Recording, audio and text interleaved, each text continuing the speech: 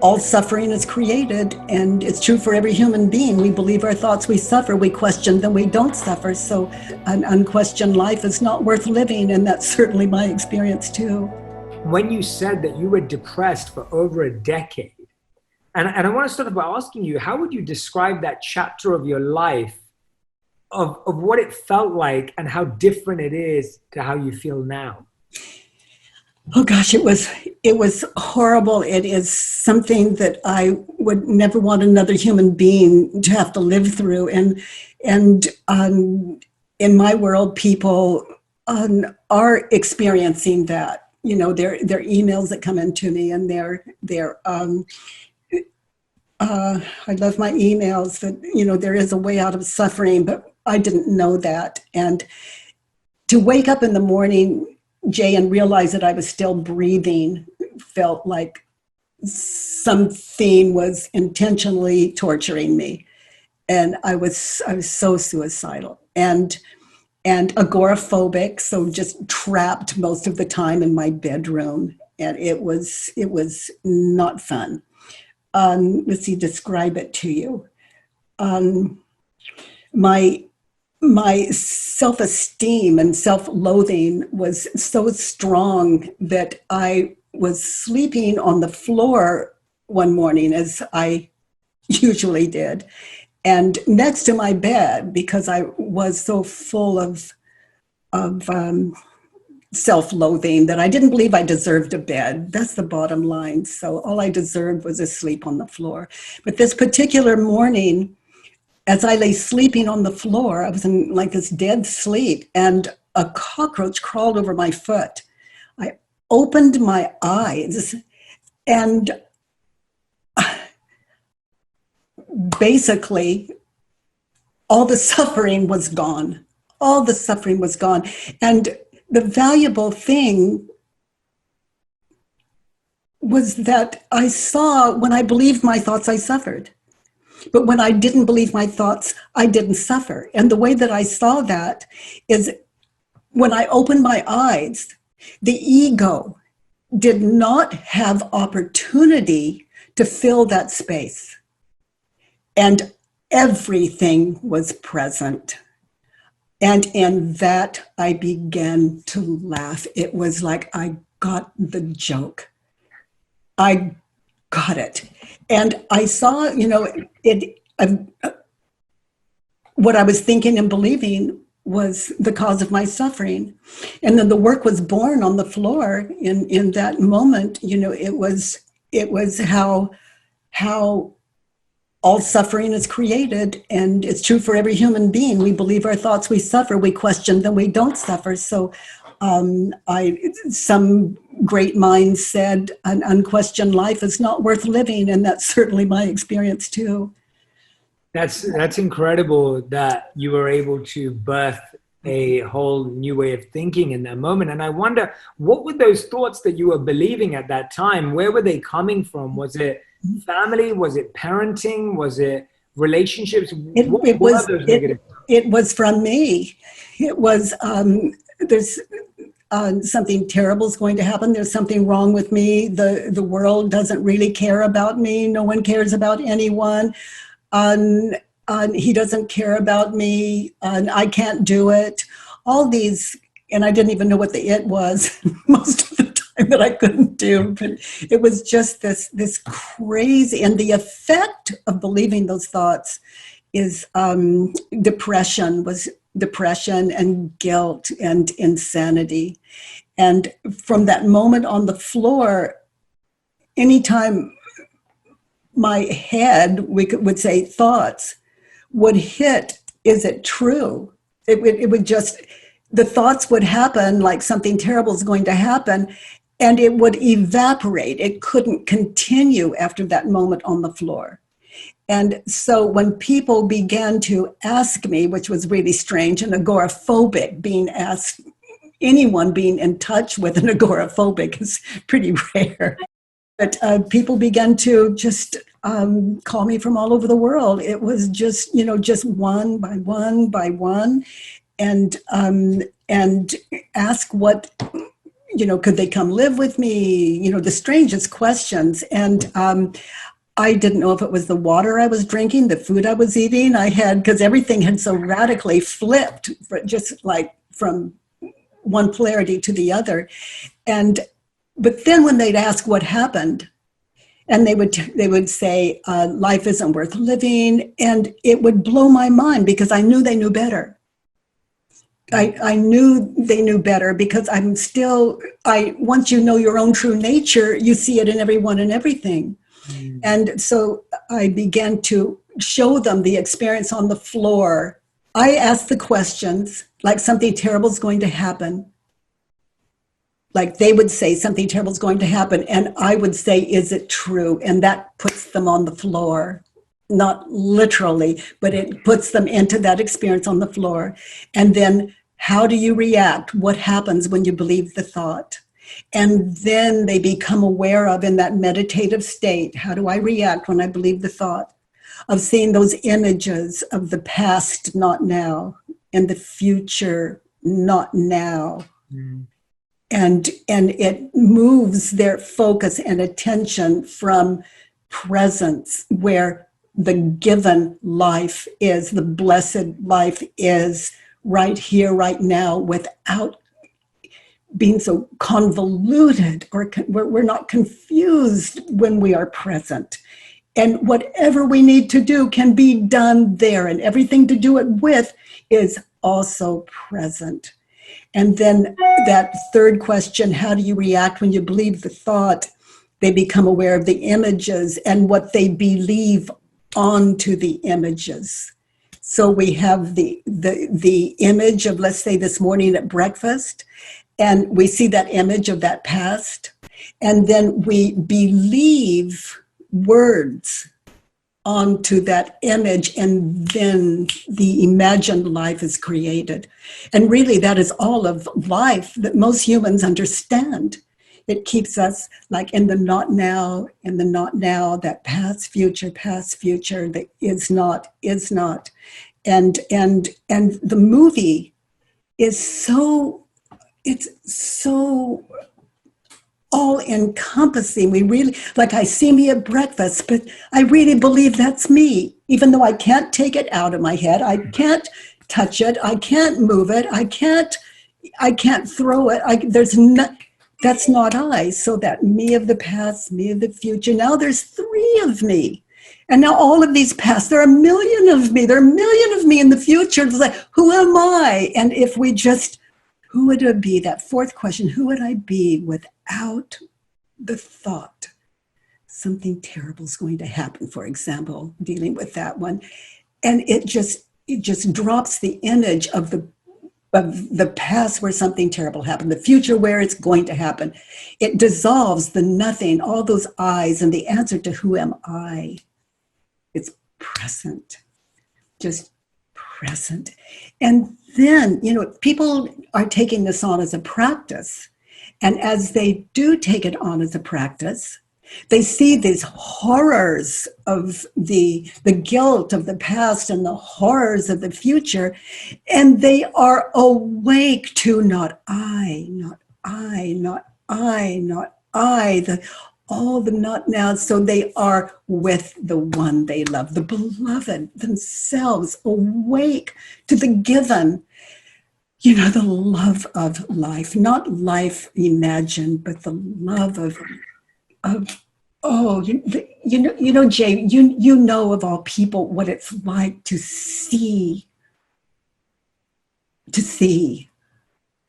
It's, oh my goodness, I could add stuff to it. Like, it sparkles, it shines, and it's none of those things, and it's all of those things, and it's humbling. It's being gifted. And so I understand why people want to be in the now, but how?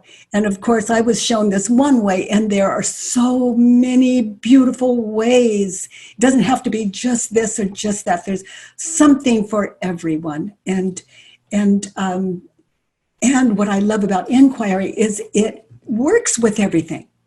It doesn't oppose anything. It doesn't even say, answer me. It just is like given freely. And so it, after all these years, more than 3 decades, it still excites me just to answer your question and feel like I'm taking over your entire program. Beautiful. I love listening. It's beautiful. And what I'm hearing so wonderfully is when these questions, and you use the word inquiry, it's like when these questions are these genuine, sincere requests and questions as opposed to these demands. And I feel often our questions in the world are demands to the universe as opposed to these inquiries. And so we often ask questions. We're always asking questions, even with our thoughts, but often we're asking demanding questions like, why is this happening to me? When is this going to end? Why is this not stopping? And those are not really questions. They're rhetorical demands. And I find that when we ask questions like that, we know that, let alone the universe, even our friends would not respond to questions like that because they're not really looking for an answer. And so I love the way you're reminding us. Now tell us, Katie, if someone right now, and you have shown us the work, you've told us about the questioning process, but if someone right now is, and especially right now, is going through anxiety, depression, suffering from mental health, they are looking at the scenario of the world and they're having those thoughts. And one would say they're very valid to have those thoughts, especially right now. And there have been multiple times in history. What would be the first thing you would say that they need to do in order to realize that there is hope for them? Because I think for so many people, they get to this point where they believe their thoughts so much that they feel there is no hope left and there's no chance, just like you were saying you felt. I would say first, get in touch with your emotions because they're the closest thing to you. And what blocks us from our emotions? What stops us from them? The truth sets me free. And that's my experience, unless it's drugs, alcohol. We do our best. And so I tried all of that and I did it well. And it took me literally to the floor. But I would say get in touch with your emotions. Like when we're angry, for example, we feel it and we tense. And so to first get in touch with your emotions. In other words, notice. And then move up to your head and notice, because those emotions let you know, remind you of what you're thinking and believing is the cause of your suffering.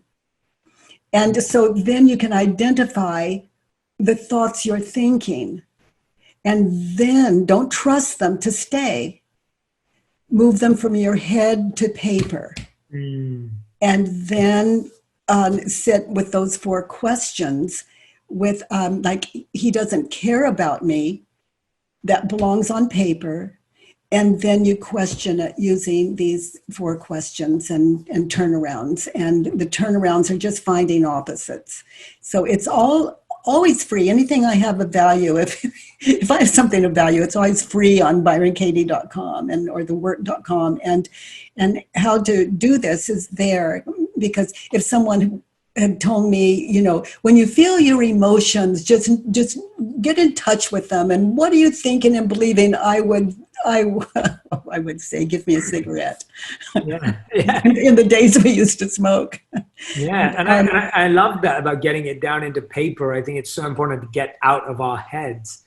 And, when things are in your mind, you think that they're there, but they can get convoluted and polluted. And so I often say to people as well, which I love, is getting out into paper is almost sometimes voice noting and recording your own voice and hearing it.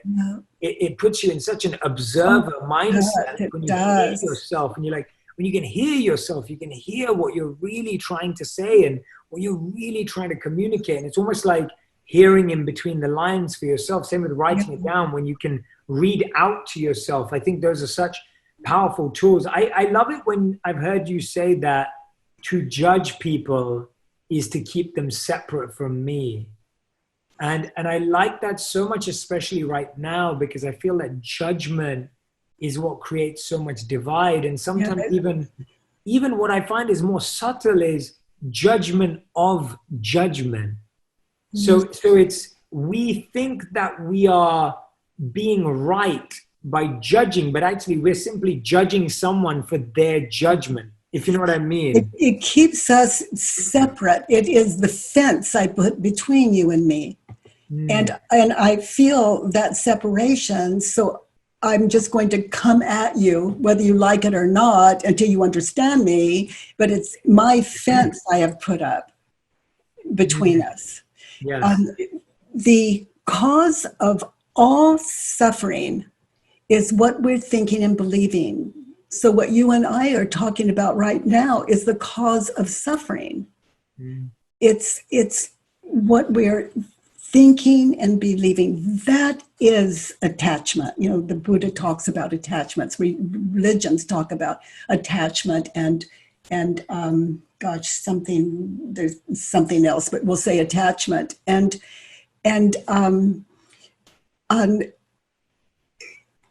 what we're talking about is the most important thing. To identify what we're thinking and believing is to identify the cause of suffering. And to question it is to set ourselves free. And to question it really is a meditative process. For example, if I think this is a terrible place, this world is a terrible place, my mind will show me all the images of the past that prove it and the future that says it's going to happen again. It proves it. What we're thinking and believing is proven within us, but it's, as we say nowadays, fake news. It's fake news, and because it's not real, it's imaging, it's dreaming, it's the dream world. So to ask, is it true, begins to wake us up to reality.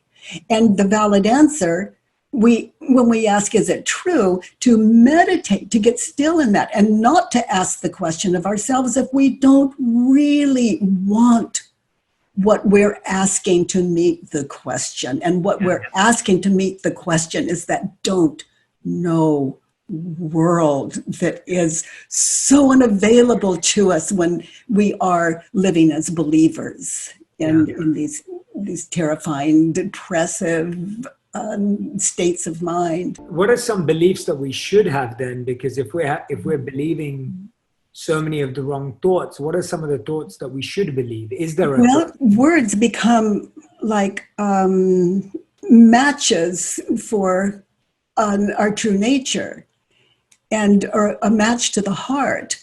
Like if I think there's something wrong with him or her or them, you know, a society, for example, but there's something wrong with him, then my mind immediately shows me all the proof. But it's not proof, it's a state of mind. And then it shows me the future where he's going to do that to me too. You know, that's going to happen here too. And so I don't see that him I'm with. I see who I imagine him to be. So that's who I'm talking to. So I like to say no two people have ever met. We're crazy. We are talking to a phantom, and we're so convinced. And so, you know, this work wakes me up to reality. And I forgot your question actually slipped. No, that was beautiful. My question was, because you're saying that we sometimes believe our negative thoughts and that's what creates our suffering. Oh, the replacement. Are there any thoughts that we should have? Are there any beliefs we should have? Well, let's say I think there's something wrong with him. And is it true? Can I really know this? How do I react when I believe the thought? I see the past, future imaging and all of that. Who would I be without it? And I'm just meditating, dropping my story, dropping that identification on him, taking all the Post-its I believed onto him, and I just see him. And I see him. And without what I'm believing onto him. And then when I turn it around, there's something wrong with him. Turned around, there's something wrong with me. And I'm not exchanging one belief for another. I am going to try it on as though it were a shoe I tried on and I fell in love with in a shoe store. I don't know if it fits. I've got to try it on. So there's something wrong with him. Turn around, there's something wrong with me. I'm going to try it on. Now, in that situation with him, there's something wrong with me. Okay, my attitude. I was experiencing a little fear, a lot of separation. There's something wrong with me. I see him differently when I dropped my story on him. That was mine. There's something wrong with me. So I am meditating in a moment in time. And I'm present. And if I see something unacceptable in my world, I look to me. I don't look to other people. They cannot give me the answers that I'm seeking. And often they say things that enlighten me, that wake me up, that change my life. But I'm the one that heard them. And as I'm in a hurry, I was in a hurry. And I was granted a gift, and it came freely. And now that belongs to everyone. And no one has to be open to it either, but I just know my job like you know yours. We know our jobs. We Absolutely. give the gift, and it grows in us each time we do. And what about so many people I hear today who are reconnecting with some of the pains in their childhood that they may not have even been aware of? So when we look at childhood trauma, we look at abandonment issues, we look at the feeling of not feeling nurtured, like we look at the feeling of being rejected or neglected as a child, and we carry this, and yes, it grows, we do. and we, it's there, and sometimes we don't become aware of it until we're much older. So true. How does someone go about processing that? Because I feel that also reflects in the type of partners we choose for ourselves. It reflects in our communication with our friends and our bosses and our colleagues. It creates so many issues. It affects everything. It affects our identification. The people I work with, so that they understand how to work with it themselves, is I ask them to go into the trauma, get into the center of that trauma where it was the most painful, and identify, meditating in that situation, and that's asking a lot. But to go back into that situation and identify what they were thinking and believing then. Because what they were thinking and believing then was the cause of the trauma. No matter what that person did to me, what I was thinking and believing was the cause of my trauma. So I identify those thoughts, I write them down, and I have a Judge Your Neighbor worksheet on my website people can download or work it there. And it's a form with 6 questions that allow us to recall what we were thinking and believing then. Right. So that supports it. And then there are their thoughts, what they were thinking and believing then, the cause of the trauma. And then they question those thoughts. And they question it from a meditative state, from that situation, from the center of that terrible situation. Doesn't mean the other person isn't guilty, but it's still, what still remains is what I was thinking and believing is the cause of my suffering.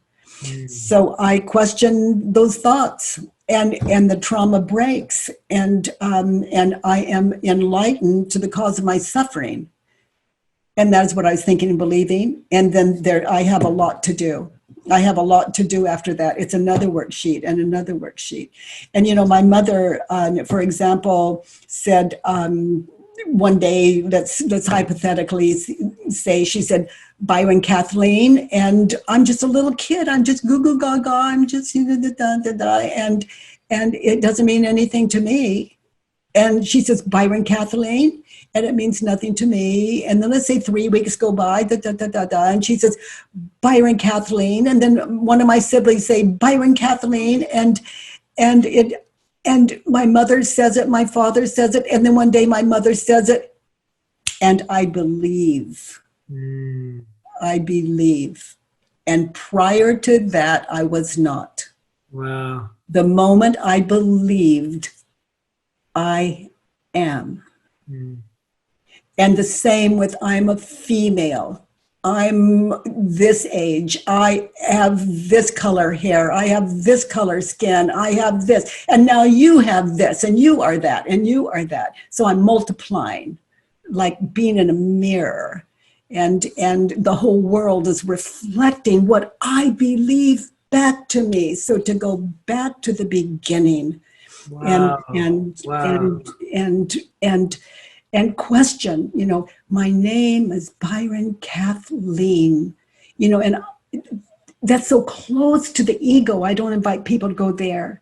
But if let's say you're raising children, this work is free. All it will cost you is your identity, and leave you in a kinder one.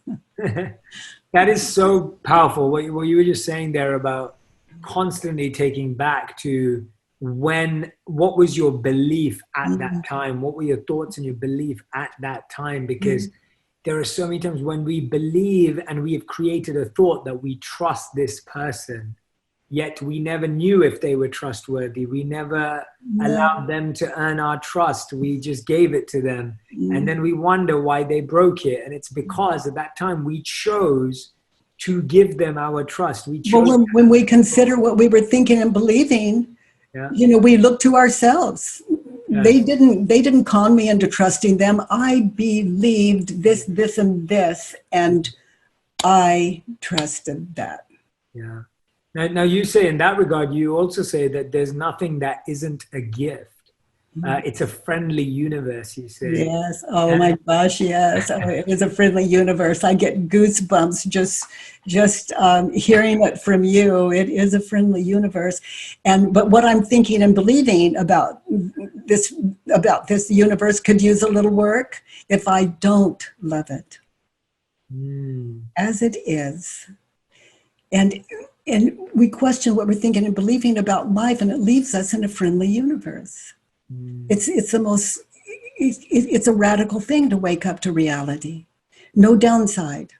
It's hard to accept because of our desire to control and our desire from our ego for things to be the way we want them to be. Yeah, our desire to be God. Correct. And that's and our desire to be God is an honest thing. It's just flipped into the ego's possession. So it's so we question what we're believing, and we become very humbled, and then eventually we see that we, oh boy, this is wild, but still it's like I believed this universe into being, and if I don't love it, I need to question my universe. And that means question what I believe about you, about me, about them, about it, about God, about everything, and wake up to reality, and without any preconceived idea about what it is. And in my experience, it's nameless anyway. Nameless would take away from the beauty. It is that beautiful. And to even claim it says what it isn't. It's more than that. It's disrespectful for me to even attempt. It's more beautiful than that. And I know that my community will be really interested in this, Katie, is how does this then affect our relationships and our communication with those that we love? Closer.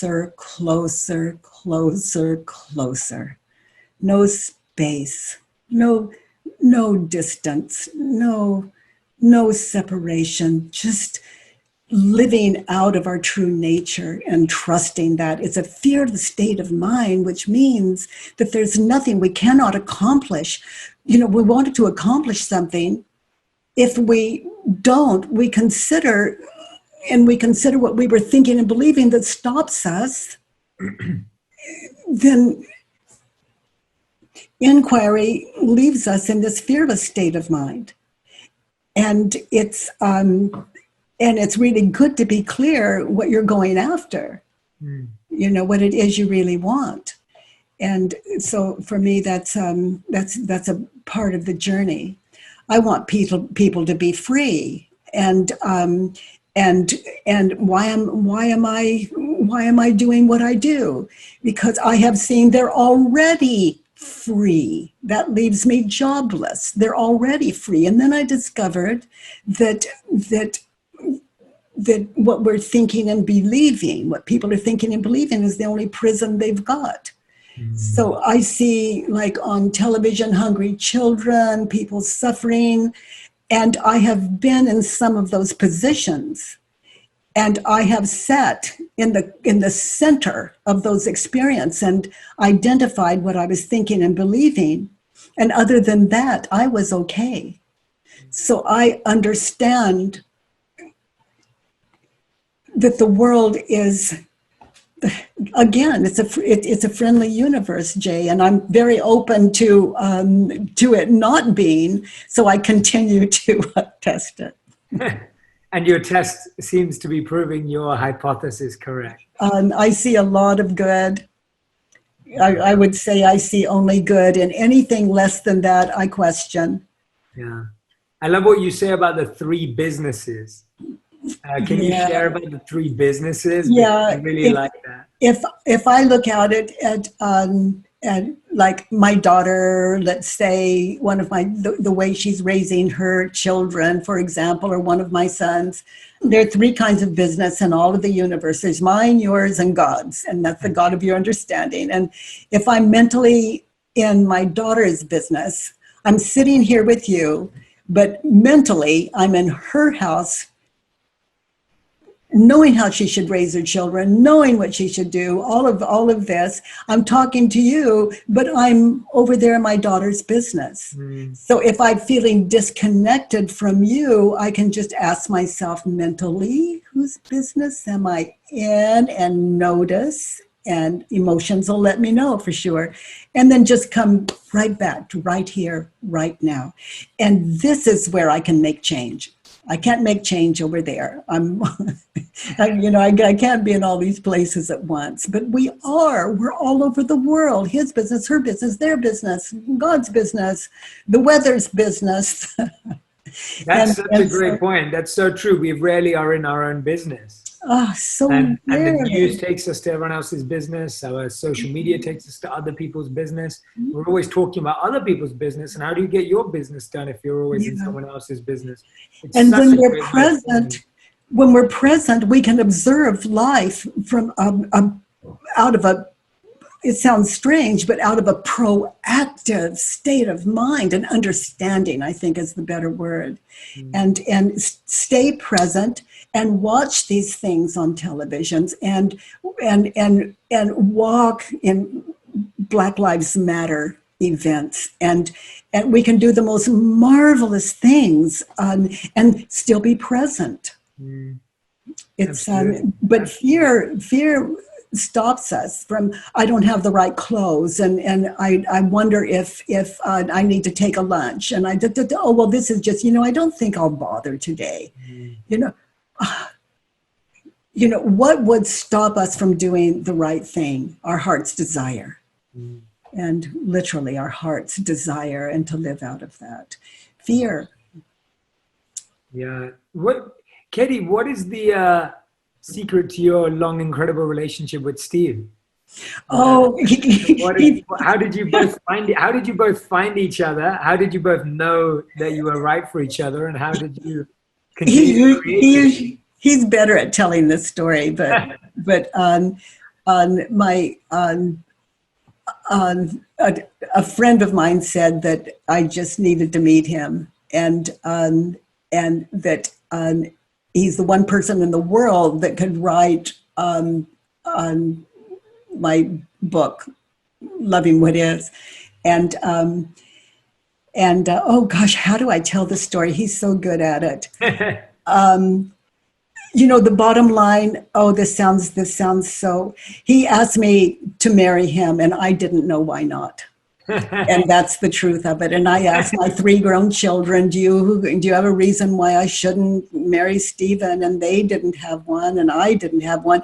And what I knew of Stephen is he is good and kind and wise, and there just was no reason in the world not. But when you have a perfect life, when you're never lonely, let's say I'm always alone and never lonely as far as people go. I don't need anyone, and I married him, and he is just so completely lovable and dear and kind, and just, I don't know how this story sounds, but who wouldn't love that? Absolutely. You know, it's goodness and kindness and fairness and brilliance and all the things. In my life before the work, the opposite would attract me. Looks and the real man and the all the usual, and I didn't do well in those areas. That's such a powerful point. I'm so glad you raised that, because what we're attracted to is also what we're thinking and believing. Mm-hmm. And so sometimes when we say, well, this is my type, or this is the kind of guy or girl or whoever it is that I'm attracted to, what we're saying is we think and believe that this will make us happy. Yes. That their appearance, their job, their status, their whatever it may be will make us happy. Yeah. And we don't question that. We wonder why the person let us down. But using your methodology, the work, as soon as we go back to what were we thinking and believing at that time, we start to write that what we thought and believed would make us happy is what let us down, not that person. Yeah, but we were thinking and believing about that human being was the cause of our attraction. Yes. But once we question what we were thinking and believing about the human being, it loses its validity, really, and leaves us in an open state of mind where we're more able to see and hear rather than think over. Yes, so well said. And it's really registering. And for everyone who's listening or watching right now, when you're listening to this, I really hope that the repetition, every time Katie keeps talking about thinking and believing, what are your thoughts and what are your beliefs? If you genuinely revisit those pivotal, crucial, transitionary moments of your life, you recognize that all of that pain and suffering that you are experiencing or holding on to comes from a thought and a belief that you're still holding on to. Sometimes we're holding on for decades to a thought and belief that this person can still make me happy. And that's why we want them to be back into our lives. We are holding on to a belief that only that job can make me happy, or only that thing can make me happy. That is a thought and belief. And in that thought and belief is encapsulated all of our suffering. It's almost taking a suffering pill every day. And then when we get that job, we can't appreciate it because we're taking the same thinking into that job. So really not a lot changes. Maybe the money, but that's never enough either. Yeah, it's so profound for me. It's really hearing you repeat it today. And I've heard it before from you, but hearing you repeat it today, and I'm really hoping everyone who's listening is feeling the same way. Every time you say it, it's just going to step deeper and deeper and deeper into my head, to my heart. So, and it is work. It takes stillness. It's a meditative practice, sitting in, is it true? And then having the courage to sit in, how do I react? How do I treat that person? How do I treat myself when I believe the thought? And then I get still and I witness. And I'm not guessing at how I react and how I treat that person and how I treat myself. I'm witnessing real deal. And who would I be without it? And then I get to see the same situation again, minus, as I said earlier, the Post-its I was putting on the event, and I get to witness the real world. Absolutely. I'm sitting in the old world new. It's so, and then I have a lot of amends to make. I need to go back to that person, admit my wrong, and apologize, make it right, and start over. It's living. It's enlightenment has no power until it's lived. Yeah. So to live it out, it goes into the identity, the cells of this apparent body. And it's like it wouldn't overlook anything. Love is a power that leaves nothing out. So true. So true. Katie, I'd like to share these final two segments with you. This segment of the interview is called Fill in the Blanks. So I read a statement and I ask you to fill in the blanks for us. And we walk through them. So let's do that. So my first one for you is thoughts and judgments are, and you can fill in the blanks. False. Okay.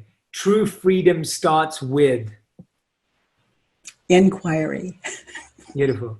Being present means love. Most people believe in goodness. The work has allowed me to be free. Change is hardest when my mind's not open to the world. Yes. I have no tolerance for to be continued. Life will show me what I have no tolerance for. I think of pain, but even physical pain is either remembered or anticipated. Yeah. That's a beautiful answer. I like it.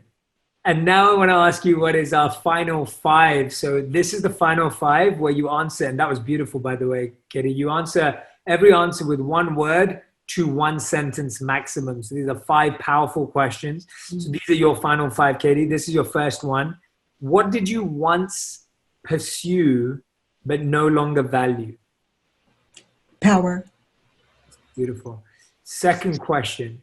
What do you know to be absolutely true? Nothing. Oh, wow. Okay. Third question.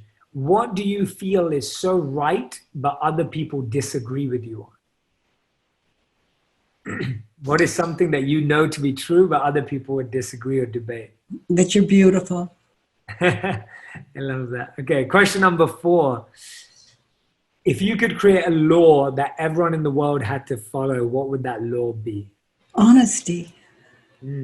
Authenticity. And your fifth and final question, what was the biggest lesson you've learned in the last 12 months? There's nothing out of order. Oh, wow. Thank you so much for watching that video. If you enjoyed it, here's another one I think you'll love. People behave based on how they were loved, and then how they were able to process that in a way to love other people.